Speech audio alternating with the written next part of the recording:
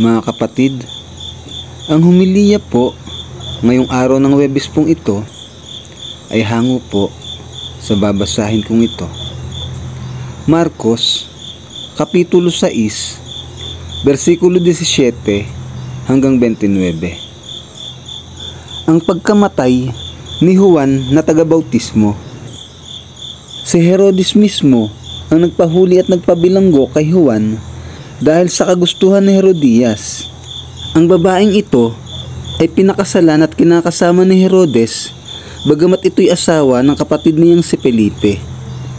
Sapagkat laging sinasabi ni Juan kay Herodes, labag sa batas na kasamahin mo ang asawa ng iyong kapatid. At dahil dito, si Herodias ay nagkimkim ng galit kay Juan at ibig niya itong ipapatay.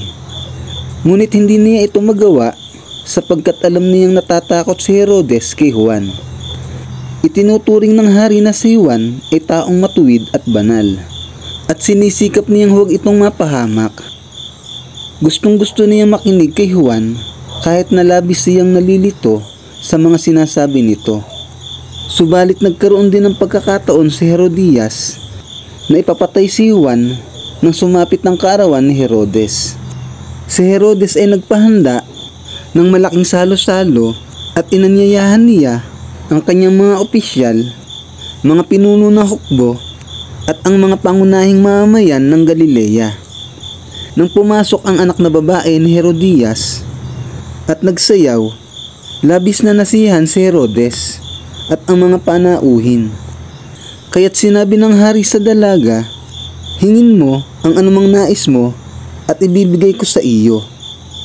Naipangako rin niya sa dalagang, ibibigay ko sa iyo ang anumang hingin mo, kahit pa ang kalahati ng aking kaharian. Kaya't lumabas ang dalaga at tinanong ang kanyang ina, ano po ang hihingin ko? Ang ulo ni Juan na taga-bautismo. Sagot ng ina.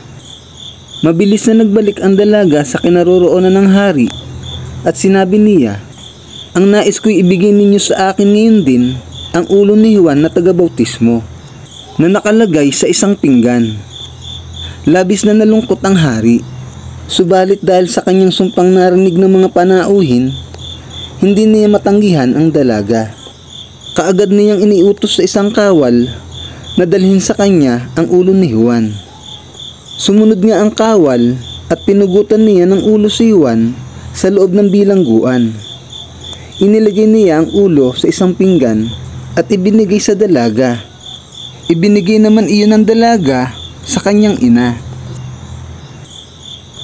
Ang mabuting balita ng Panginoon. Pinupuri ka namin, Panginoong Hesukristo.